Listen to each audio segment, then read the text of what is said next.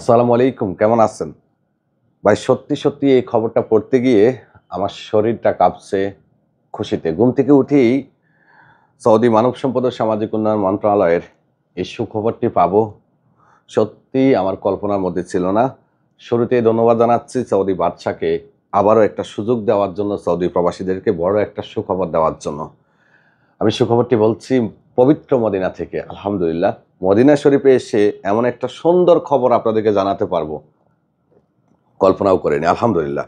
প্রিয় দর্শক, আপনারা যারা টার্মিনেট হরুপ প্রাপ্ত হয়েছেন তাদের জন্য 2 মাসের সুযোগ দিয়েছে। 2 মাসের মধ্যে আপনারা চাইলে বৈধ হতে পারবেন।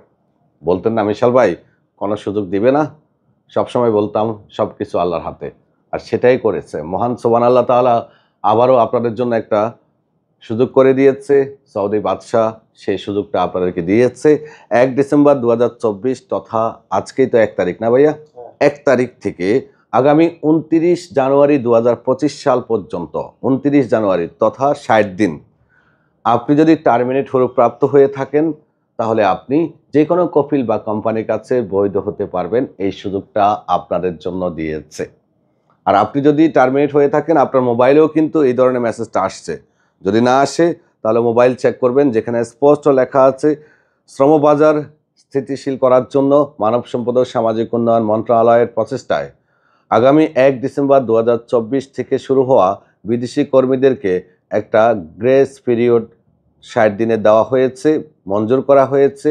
তাদের বিরুদ্ধে যে অনুপস্থিতির অভিযোগটা রয়েছে সেটা সমাধানের জন্য, এবং জানুয়ারির 29 তারিখ পর্যন্ত তারা চাইলে যে কোনো কফিল বা কোম্পানির কাছে কাফালা হতে পারবে। এর মধ্যে অলরেডি আমার অফিসের যে কোনো একজনের স্টাফকে, সে টার্মিনেট হরুপ প্রাপ্ত ছিল, তারে আমি কাফালা করিয়ে ফেলেছি আলহামদুলিল্লাহ।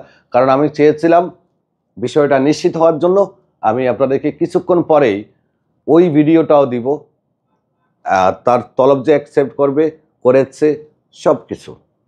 আপনারা যারা টার্মিনেট হরুপ প্রাপ্ত হয়েছেন আপনাদের জন্য আজকে থেকে 29 জানুয়ারি পর্যন্ত বৈধ হওয়ার সুযোগ দিয়েছে 60 দিন।